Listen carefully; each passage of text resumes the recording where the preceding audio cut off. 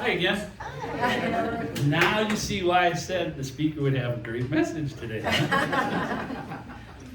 All right. Jack, before you go, I want to ask you one question. Feel free to leave anytime you want and go do the work of the Lord. Who's the best teacher you've ever had, and what made them so good? Good best teacher. Oh, what teacher? I have a teacher at Bible college. There you go. You know, her name is Joy Peterson, but we've been studying the Gospels, the harmony of the Gospels, how they relate to others, and she does an amazing lot of research. She's an amazing teacher. I mean, that's only in my present life. Can you give me a quality or two from her that makes her amazing? Well, the fact that she does so much research. There you go. Knowledgeable. Yeah, I mean, she sends us out like 10 pages of research every week, and then we go over that in her class. It's amazing. Cool. Yeah, it is. All right, I'll let you go now. Sorry. I want to do the Lord's work. Absolutely. Drive safe. Get her to where she's got to be. All right. Right? Okay. All right, my friends. Have a great God bless. day. God bless you all. Take care. Yes, Jack, good seeing you. Now for the rest of you. Who's the best teacher any of you have ever had? And what made them so good? I want to hear some. My social studies teacher I'd have been a freshman in high school, and I cannot for the life of me remember his name right now. Just, can't. Mr. Social Studies. Mr. Social. There we go. And what made him a great teacher in your mind? He would always, like, we'd always sit down, of course, facing the blackboard, and he'd come in from the back all the time, and he'd always have, like, when the dial hit 1,000 for the first time, you know, he came in and just, the way he approached it and that, and started explaining things, was really interesting. And every day, he was gonna do something a little bit different to pique your interest and make sure that everybody got involved in it. Okay, so if I had to put all of that into one word, would passionate fit? Sure. There we go. You want it. All right, so we got knowledgeable and passionate so far. Yes? My second grade teacher, her name was Jan Losi, and she was very patient with me. Patient. I get distracted easily, and I still get distracted easily, but I remember her one-on-one trying to help me through things, so she's very, very patient. Awesome. With second graders. But the younger, well, it takes it for older people too sometimes. Trust me. How about some more? So we got knowledgeable, passionate. My middle school teacher, Mrs. Morrow, she taught science, and she noticed something was wrong, something was going on with me, and she took the time to acknowledge it, sought me out, etc. So compassionate. Yeah. Okay, cool. Any others? My Shane. colleague. I've had a couple older guys in my life teach me skills. One of the things that it kind of goes with patience, but like forgiveness of mistakes. Like people who are just like willing to understand your mistakes and help you learn from them as opposed to being, I'm sorry. Being tolerable. There you go. Lou. I had a college math teacher who finally got me past algebra. And it was a form of math that I could not pass. And all the teachers prior, the way they taught it was different than the way he taught it. He broke it down into its parts. And he gave you the big picture before he started talking about shortcuts. So he was thorough. Thorough And making sure that you understood the framework of it before he got into. That's where I was gonna go, is Math. understandable. I got that one written down here, so we're great on those. Anybody else?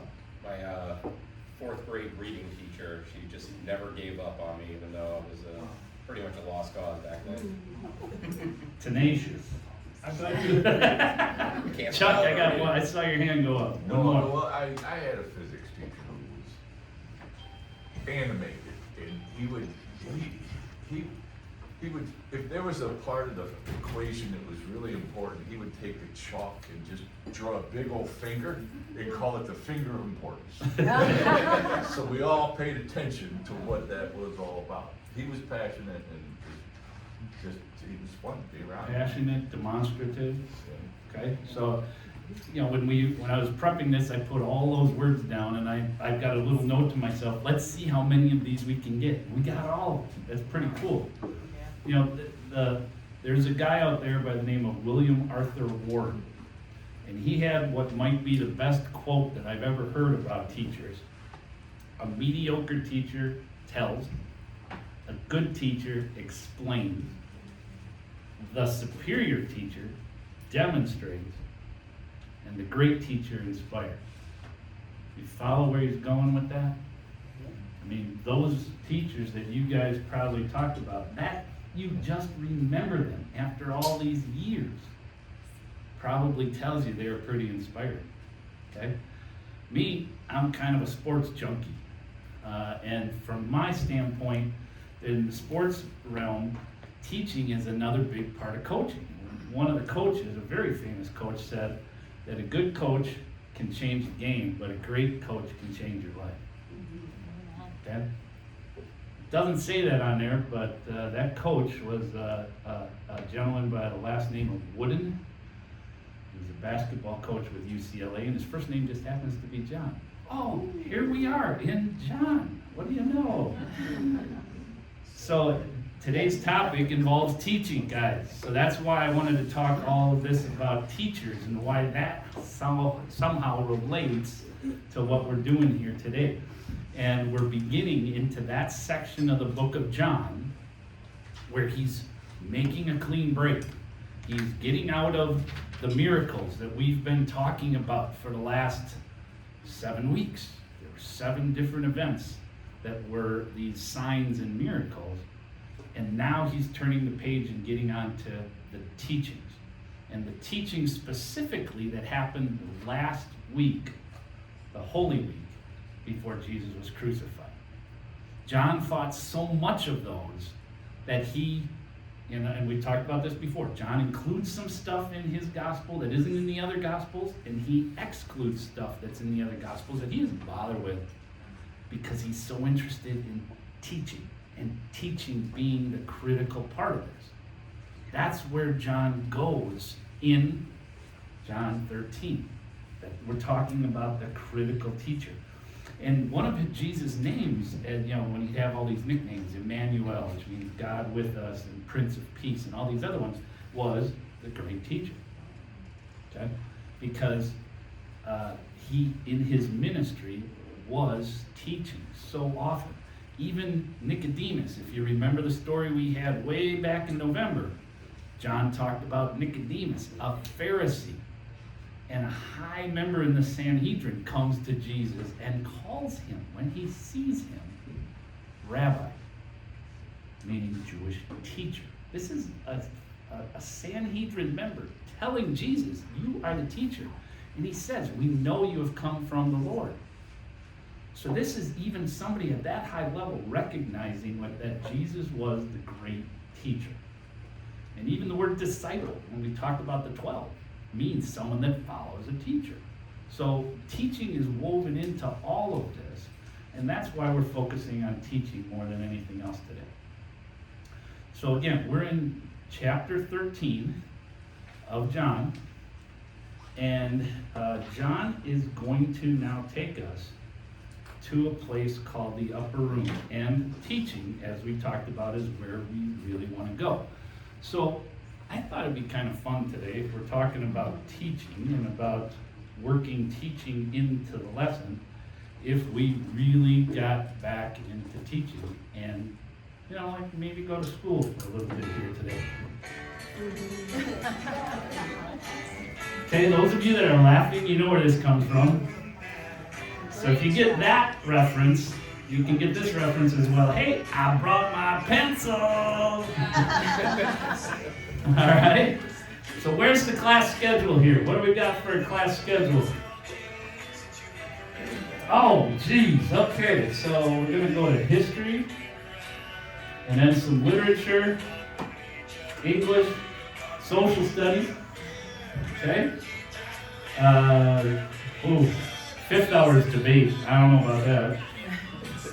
We got ethics in the 6th hour. Oh, And then study group to end the day. So, hey, I'm looking forward to study group. That'll be great. All right, you guys ready with that? We're ready. Just keep going. Okay, it's on. Good. All right. All right, let's get going to class then, folks. We are going to history. Today's history lesson is on the upper room. All right. When they got to Jerusalem, Jesus sent the disciples to go find a place where they could spend some time and have Passover supper. It was right about the time of Passover. So John and Peter were sent ahead to try to find a place to have this. And they were told to look for somebody fetching water, a guy fetching water. Guys didn't do that regularly at that time. It was usually a woman who went to get the water. They found the guy that was getting the water. They followed him back home. And there, they came to the upper room. They came to the house that had the upper room. Now, how many of you all have been watching Chosen, particularly season 5? Not many. Okay. If you watch Chosen season 5, or if you follow the scholars, they say that this upper room house, and this is a picture of the actual upper room, was owned by nobody other than Mark, the gospel writer's family. And it was Mark was the guy that John and Peter followed back to the house to be able to talk to the dad, negotiate how to get the room to be able to use it for the Last Supper. And when Peter, later, we're going to cover this probably a couple months from now, when he was imprisoned, the minute he got out, the first place he went to after he got out of prison was right back here to this upper room. It was a place of huge significance to early Christians. Huge significance. And again, Mark's family, Mark the gospel writer, it was their family that owned it. Now, Mark's family was way well off, okay? Some people that I've read said that this upper room was actually in the section of Jerusalem that they call the Beverly Hills of Jerusalem, okay? So this is in the nicest part of town. Think royalty, think all sorts of important people. In fact, think about the name Caiaphas. Does that ring a bell with anybody? Okay, he's the head of the Sanhedrin, the head bad guy that's putting Jesus away. Lived just down the street from this, okay? So they're in that neighborhood, in the highest of high neighborhoods, okay? And the scholars believe that this was the place and the nicest area of all of Jerusalem where they were going to be. Now, there's a reason we call it the upper room. This particular house, and you can see the stairways heading up to it, had a room upstairs. In the Roman term, it was called a seneculum. Right? Basically, is just a fancy Latin word for dining room. You had a big hall as a dining room. I mean, so big, 120 people. We're talking a room about this size, okay? And the seneculums in Roman architecture of the day would be set up so that this room was up on the second floor, not street level. Street level, you might get some sounds from the people passing by, and you probably got some smells from the people and stuff passing by. So they, the rich at least, would have a second floor, and you'd go up to the second floor to eat. That was your dining room up on the second floor, and that's where the seneculum would have been at this particular time. Scholars believe that the upper room on the inside, at the time it was rented out for this Last Supper, would have looked something like this. I don't know if you can see it very well. Very dimly lit, wooden floors. And again, anybody watching The Chosen, there's a scene where Mark is laying in his bed and looking up and hearing and watching what's going on upstairs from him as the Last Supper is being eaten. It's a pretty cool scene. So this would have been the idea. It's really, really big. It's so big, in fact, that much later on, this room was turned into a church. It would look something like this. They added all these fancy arches and everything else. Same space. And that's, if you went there today, that's what you would see, something that looks like this, with all of the flying buttresses and all of the fancy arches. That's the same room. But back in the day of Holy Week, it would not be anywhere near this bright, it wouldn't have been lit up, it wouldn't have been painted, but it would have had furnishings in it. And the furnishings that it would have had were equivalent to what a modern day dining room would be. It'd be a place where the host could sit and see everybody that would be invited to the dinner. And to do that, they'd have these coffee tables that they push together in the shape of a U. So when you see all the pictures of the Last Supper, that's really kind of historical. They'd have this U shape. They called it, another fancy word here, let's see if I got it written down, a triclinium, which is another fancy Roman name for 3 coffee tables put together with some cushions. Okay? That's kind of what they think, the scholars think it would look like. So the host would sit there in the middle so that they could see everybody, get everything lined up. So this is what the setting was that John's writing about here. And that's what he's trying to do, is to set up that as the greatest classroom that ever was. Okay? Are we with me so far? This is the greatest classroom. All right, good. Everett, actually I have a question. So, did Jesus, did he sit in the middle of that? Oh, I'm sorry. Oh, we're out of history class, sorry. Yeah, he'd sit at the head of the table in the bottom of the U, or the front of the U, here, Okay. so that you could see everybody. You'd have a line of sight with everybody. Okay. Okay? Thanks. So history class is done. Sorry about that, guys. Can scratch that one off. We're done with it. Literature. All right, we're going to second, literature. So now this is where we're going, and John wants to transport the reader there. And if you're ever into writing in literature, what they try to do, these people that write literature, is they're trying to bring that reader in, to hook them in, and to get them interested, and to keep them interested. Okay? At one point, I was thinking about making an analogy to 60 Minutes. Okay, does anybody remember 60 Minutes? Yeah. Okay? Still on. It still isn't really? I haven't watched CBS in a while, so I couldn't tell you. Anyway, we learned in school the 60-minute hook. In that first minute of 60 Minutes, you'd hear that clock ticking in. And then somebody would come on and say, I'm Maury Schaefer, and today, da-da-da-da-da, and then I'm Harry Reasoner, and they'd come on and, and then you'd get at the end of it, Annie Rooney. Do you ever wonder why things got tight? So all these guys would come on, and what did it do? It made you want to watch the show. It made you want to come and sit around for the next hour based upon what you saw in the first minute. And that's kind of what John is doing here, now, at chapter 13 of this book. He's changed the setting from all of the other away places that all of these miracles have happened, and now he's coming here to the upper room.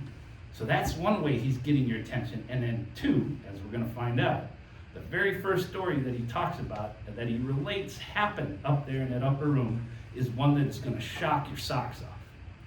Okay? That's what he's trying to do. So that's what literature is about and what John is going out. And he does this because, again, remember the whole concept of this book of John is to make you believe that Jesus is the Messiah. So why does he spend all this time, all this attention, all this work on teaching? Because the teachings are such that it changed John's whole life. It was so reaching to his core that he believed the teachings were the most important thing he had ever heard in his life, and he wanted to make sure he could tell everybody else about it. That was the whole concept. And let's remember also that John was a fisherman, kind of like his father. So let's just say he's going to set the hook on his reader to be able to try to keep the reader interested and in the right place. All right? So let's start that walk up the stairs with John to the upper room. On your tables, we have the actual gospel, the readings for today. Can anybody give me John 13, 1 through 3? It was just before the Passover festival. Jesus knew that the hour had come for him to leave this world and go to the Father. having loved his own who were in the world, he loved them to the end. The evening meal was in progress, and the devil had already prompted Judas, the son of Simon Iscariot, to betray Jesus. Jesus knew that the Father had put all things under his power, and that he had come from God and was returning to God. Thanks, Josiah. All right, let's break that down a little bit. First of all, I think pretty much all the scholars are together that Jesus was all-knowing. Okay? So that first line doesn't seem to be out of question. Jesus knew that his hour had come to leave the world and return to the Father. So he kind of is in a line of knowing the when. I'm going to venture out here, probably knowing the how. He knew this was going to be it for his time here on earth. So now he's a short time. And this is now the critical time. So, knowing all of that, oh, I'm sorry, we are out of literature class now. What's next? What do we got coming up here? All right, done with literature. We're on to English. English. Okay. So the second line of that, he had loved his disciples during his ministry on earth, and now he loves them to the very end. Okay, can I take a minute and just talk about the English language, okay? I love speaking English, okay? Probably because that's native, and well, for most of us, it's pretty much the only language we speak here in the United States. Most of us, not everybody, but for most of us, we have English, okay?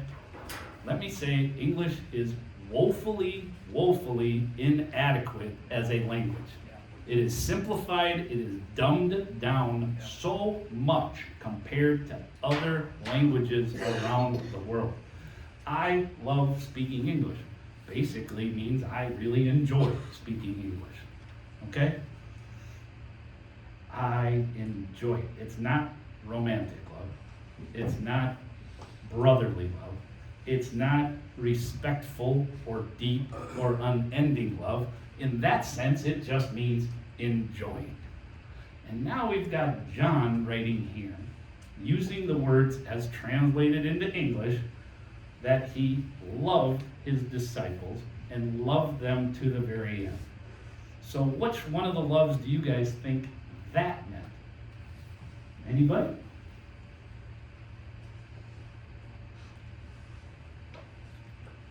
Kicking it out there. Anybody want to chime in? What kind of love do you think that one means? Loved his disciples and now loved them to the end. Agape, yes.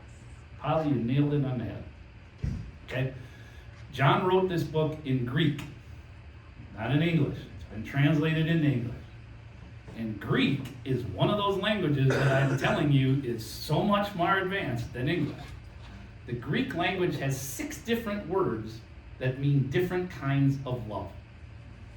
And one of those is the word agapeo in this particular masculine version, or based on the root agape. And agape in the Greek language means a selfless, sacrificial, and unconditional type of love. In the Greeks, to the Greeks, this was the highest form of love. I mean, you're putting everything else aside, putting yourself down for the benefit of those that you are now assisting. That's agape love. And that's the word that was used in the original text, agape, not English love. English love doesn't even come close to talking about it. You know, it is the highest. Think of the song that I just did today. Okay, I would give it all. I would sacrifice. I would fight for you, walk the wire for you. I would die for you. That's agape. That's what John was getting at here. Not just, boy, I really am enjoying spending my time with you guys. Okay? That's what he was getting at. So getting back to the reading. Are you guys getting the idea of how deep the love is here? Yep. Okay? That's what he's trying to portray. It says in the reading it was time for supper. Now scholars they have some arguments here as to when this particular event took place. Some scholars say it was the day before the actual Last Supper. Some say this was at the Last Supper, okay? The reason there is a problem is, again, in a translation between the Greek and the other. If you go back to the actual Greek, the words that were used were not after the meal was over. It is after the meal was started, which means during the meal, okay? So maybe this was the Last Supper, maybe it wasn't. I'm gonna leave that for you guys to go look and figure out amongst yourselves. And even if you do, experts differ on this one. I can't tell you whether it was the day before or the Last Supper or not. Can't tell you, okay? The last line, or next line, devil had prompted Judas. The reason for the betrayal, we're gonna save that for another day and another sermon topic. I'm not even gonna go into that. But I do want you to note, the word that was used in there is prompted, past tense, which means the work's already done. Okay, it is already, the die is cast, if you will. We are already in past tense at this point, okay? And then we get to verse 3. Jesus knew that the Father had given him authority over everything, and that he had come from God and would return to God. What do you guys think that line is really meaning and getting at? Anybody want to take a stab at that one?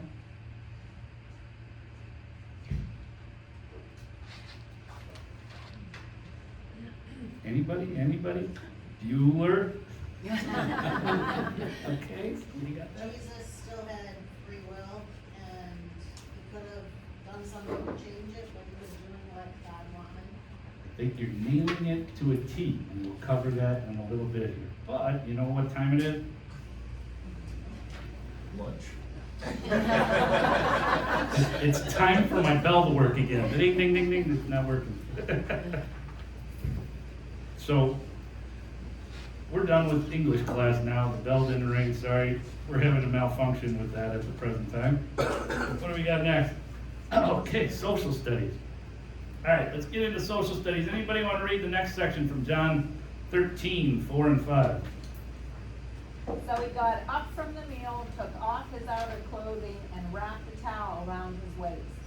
After that, he poured water into a basin and began to wash his disciples' feet, drying them with the towel that was wrapped around him. Okay, so to know what's going on here, you got to kind of know Jewish tradition and Jewish culture, okay? First of all, let's talk about the reason for washing. That's pretty much typical of the type of sandals that would have been worn at that time. Your feet are almost on the ground. You're in an arid climate, dusty. I mean, you got all this dust collecting on somebody's feet. So feet washing was kind of important, particularly if you're going to somebody else's house. Okay? The roads are dusty, your feet get dirty, you need to do that.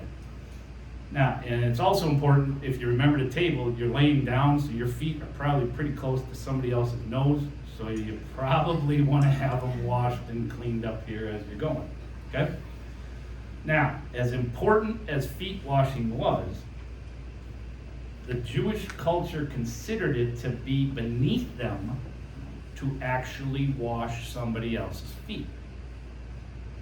It meant that you considered yourself lower on the social status scale versus the person you were washing the feet of. And it's for that reason that wealthy families, like Mark's house would have been, had servants that could do this. I mean, that was part of their job. They would wash the people's feet when they came to visit. But at this dinner, that didn't happen. Instead, the basin sat empty. There was no servant to wash anybody's feet. Also, anybody could have done it. Usually it's done before the meal would have started. And here they are, according to what we're reading, in the middle of the meal, and nobody's washed anybody's feet. The 12 disciples all had the chance to do that. They could have all jumped in there, but had any of them done it, they would have ended up washing everybody's feet. That means I'm the worst one out of you 12. And remember, not here in John, but we do get a clue as to what was going on just before this in Luke. So the reading, anybody want to read that little bit from Luke? A dispute also arose among them as to which of them was considered to be greatest. Okay, do you remember the idea and the concept that Peter and John and somebody else, Big James, they were all of the concept that they wanted to sit at Jesus' right hand. In other words, they wanted to be the best disciple. And they were having arguments about this. Okay? This is what came into that upper room. They were fighting with each other, not technically, duking it out, but jockeying for the best positions. Okay? And therefore, none of the 12 disciples washed any feet either. So it didn't happen. No servant, no disciple. So what happens next absolutely turned everything upside down.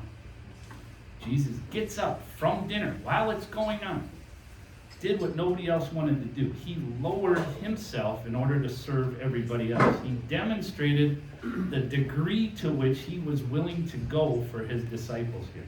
And he foreshadowed, by doing that, what he would be doing later on the cross.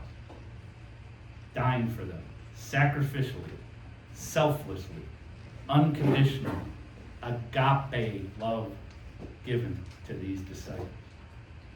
What you need to understand here is that in Jewish culture, this would have been absolutely and completely shocking to the 12 at the table. Absolutely and completely jaw-dropping, shocking.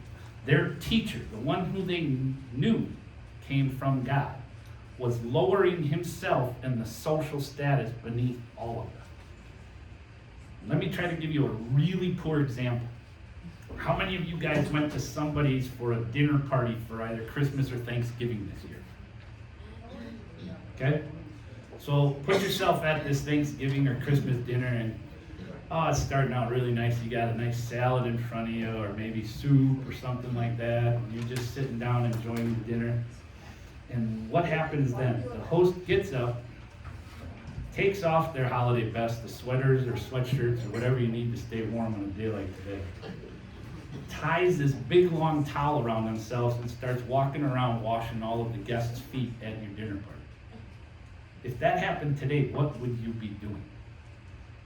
You would probably go, what is this? They think you're nuts. They think you're nuts, okay? That's exactly it. So, none of that really happens at our dinner parties. And this is a really bad example for a couple reasons. One, we don't wash feet anymore when you walk in. But this other reason it's a really bad example is because this dinner party that John's talking about wasn't just hosted by any old host off the street. This is the host of hosts hosting this particular dinner party. This was whom the disciples knew to be the Messiah, the Savior of the world, Emmanuel, God with us. Here is the biggest of the bigs, making himself the littlest of the little. And taking it on fully. He's not telling somebody else to do it. He's doing it himself. Stripping down, diving in. Shocking in that day, shocking still today.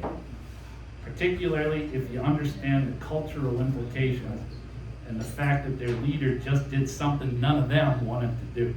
So, boy, what an experience. And my bell is not ringing yet. Oh.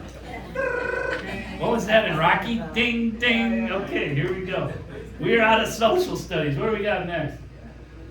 Debate. Oh, no. Here we go. Somebody want to read 13, 6 through 11? He came to Simon Peter, who said to him, Lord, are you going to wash my feet? Jesus replied, you do not realize now what I am doing, but later you will understand. No, said Peter, you shall never wash my feet. Jesus answered, unless I wash you, you have no part with me. Then Lord, Simon Peter replied, not just my feet, but my hands and my head as well. Jesus answered, those who have had a bath need only to wash their feet. Their whole body is clean, and you are clean, though not every one of you. For he knew who was going to betray him, and that was why he said not everyone was clean. Okay? So, Peter. I just get the funny feeling that all the other writers of the gospel just like picking on Peter because of his platitudes. Him saying something, just, here it is. This is the way it's going to be. And then he's always wrong. But if you think about it the other way around, he's more right than what you think. It's just puts his foot in his mouth so often. I think they just love picking on him. And here's Peter, who, again, think back to the cultural idea. He is flat out embarrassed that Jesus is going to wash his feet. That's not the right way to do it. You're my teacher. You're the best. Why do you want to wash my feet? So he resisted him. He debated him. He's saying, you're not going to wash my feet, Jesus. Jesus says, well, yeah, you too. You're going to get it too. Otherwise, you're not going to be part of this anymore. Why do you think that had to happen that way? Why couldn't Jesus have just skipped over Peter? Why do you think?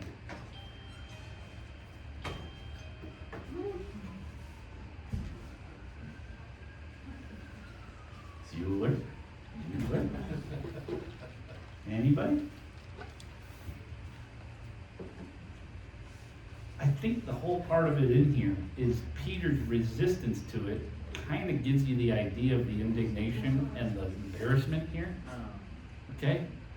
But Jesus is saying flat out, if you don't get washed, you're not going to be clean. And there's a ceremonial aspect to this cleanliness that we're going to hit on in a little bit. And what happens when he gets the pushback? It's what I like to call another Peterism. Say, okay, if you're going to wash my feet, then hit me all. Give me the head, give me the hands, give me everything. Okay? You win the debate, Jesus. I'm all in, okay? Let's talk about that clean for another second. When we were talking about agape and the Greek behind it, this word clean in the original Greek didn't just mean clean like no dirt. It meant clean as in free of corruption and deceit. That kind of clean. That's the word that was used here. Free of corruption and deceit. And that's why he refers to Judas, who's already done the deed, already betrayed him, already been deceitful, and already, rolled the bus on over him. Okay? This Peterism is more true than you really want to think about. If he's jumping in it and his Peterism is, hey, how about my hands in my head then too? Do you think Peter was just being, over the top? Or do you think Peter actually figured out what Jesus was doing and said, why don't you clean my thoughts and my acts as well? Something to give some thought to. All right, so we're going to kick it out to you all. Debate class, here we go. How many of the disciples' feet do you think Jesus washed? And it's not a trick question. I'm not looking for, multiple of 2 or anything like that, all right? I want to hear what you guys think about how many of the disciples got their feet washed. All of them. 12. Are we unanimous in that? Yep. Okay. That's where I was going. Who said that? Matt. Okay, give me the premise for why it might have been 11. I mean, based on what he just said, Judas is the one to betray him, so Judas would be the one to not accept the cleansing, is just what I'm thinking. I would agree that he'd be one not to be able to get the cleansing. Do you think Jesus still washed his feet? Okay, why? Because he had to dip the bread. Hadn't given the signal yet. I'm with you on that. Because even though he knew Judas was going to betray him, he still loved him. Agape love. Thank He came to save us all. He came to save us all, even those that he knew were going to backstab him. But Judas had to do what he did for the prophecy to come forward. Okay, and let's just say for a second Jesus would have skipped over Judas. What do you think would have happened then? He tells them. And what would have happened if he would have signaled or told on Judas? He not just ostracized. I think they would have killed him right there on the spot. Probably would have stoned him. They probably would have killed him right there on the spot. And if that happened, the whole prophecy and the whole idea of Jesus being around for the last 30-some years goes right out the door. Okay? So knowing that it had to happen, how hard did you think it would have been to wash somebody's feet that you know was going to stab you in the back hours later?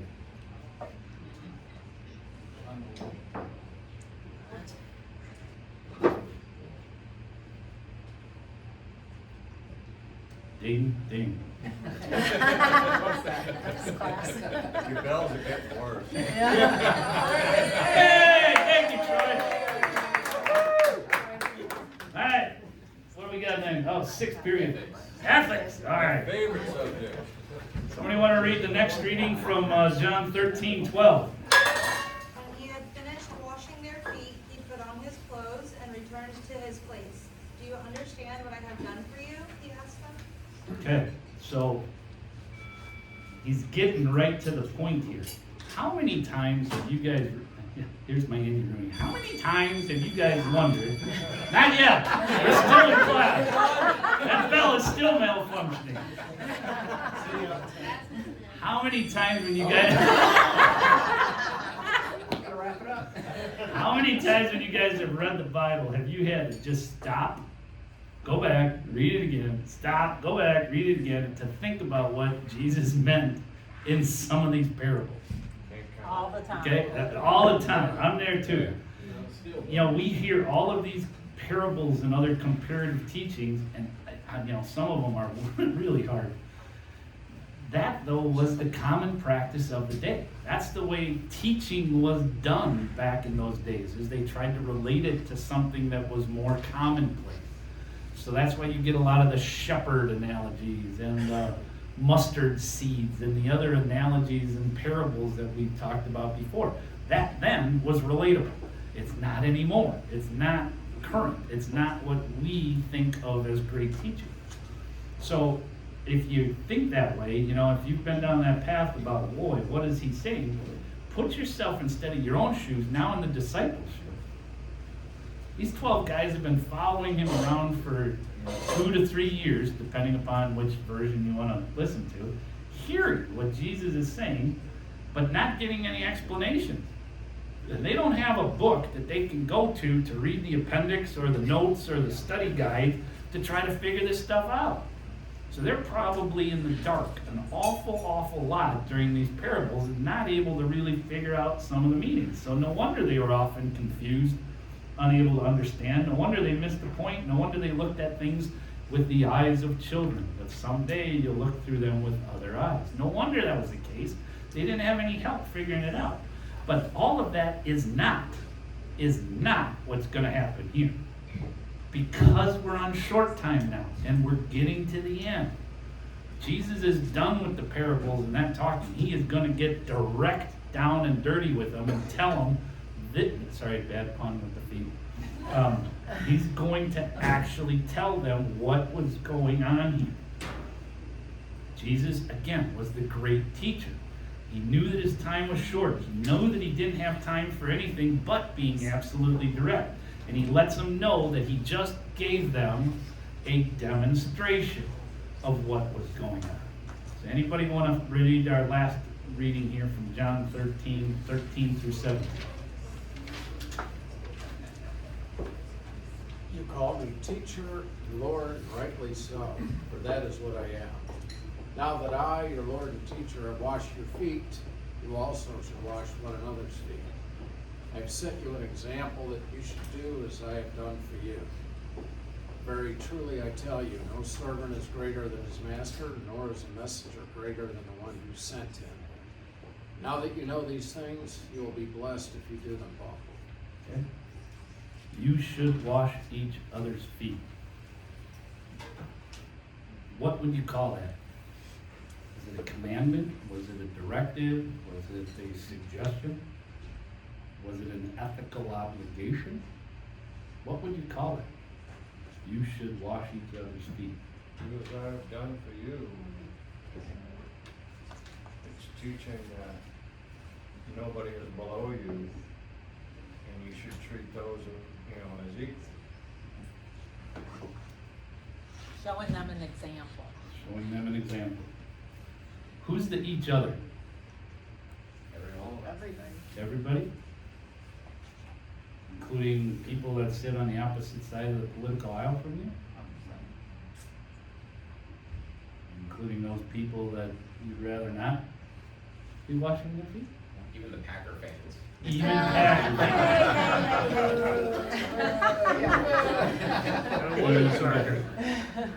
You know, it's kind of become in vogue that that's becoming part of wedding ceremonies these days. How nice. Similar, no? Go ahead, Janine. Don't give Sarah any ideas. You can just take your feet off the edge of the boat. Tip them in the pool. Again, Jesus taught through this example, through the demonstration, in order to try to make this a lesson they never forget. And then, because he's the great teacher, he tried inspiring them to do the same thing when they left him. There's the great teacher. Ding ding. There we go. Study group, last one. All right, what's the takeaways here? What do we get out of this? 3 big things that I think we can get out of this section of the book of John. One is the idea about cleansing. You know, we've all, not all, but those of us that have come to Jesus know that salvation is kind of a one-time act. You know, your faith in Jesus sets you free. What follows, though, is not that one-time event. It's a lifelong process of cleansing. Every day, every minute. That cleansing has to happen all the time. It's a daily washing away of your sins. And as we walk through the world, some of that spiritual filth is going to stick to us and cling on. So we need to wash it. Be forgiven. We need that sanctification daily.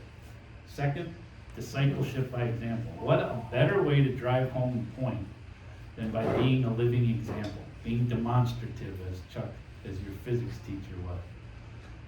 His act of serving and placing somebody's needs above his own brought up the ultimate idea, and that is humility. Jesus came to this earth not as a king conqueror, not as a military leader wiping out the Romans who were oppressing them. He came as a suffering servant. He came not to be served, but to be the one serving. And this example today shows exactly that. The humility by Jesus stripping down to his undergarments and wrapping a towel around himself is an ultimate foreshadowing of his act of humility on the cross. And then he tells others to learn and copy his example. So, last bell of the day, we are all done. But there's just a few pieces of homework. 3 things for you. 3 things for you to think about when you leave here today. You think you have it in you to wash your neighbor's feet. You think you have it in you to wash your betrayer's feet. You think you have it in you to have somebody wash your feet. That last one might be just as hard and just as consequential as the other. If you want to be like Peter and not just get your feet washed, but get your hands and head and everything else, we do baptisms here. And if you have any of that in mind, talk to Matt. We are not doing it today. Way too cold. Not happening. We will not partake in the polar plunge. That is a northern thing. That is not happening down here. All right? But if you're interested, let Matt know. We've done baptisms in the past, and we'll do them on demand. So, for those of you that are the praying variety, let's pray out. Dear Lord, thank you for this opportunity to get together with friends and to dive deeper into your word. Thanks for the opportunity to go back to school for a day. That's kind of amazing. Lord, thank you for being the great teacher, for continuing to tell us, even here today, how to follow your word and to be closer to you. Lord, continue to open up our eyes, ears, minds, and hearts that we may see, hear, understand, and accept your message as we grow closer to you. All this in Jesus' name we pray. Amen. Amen.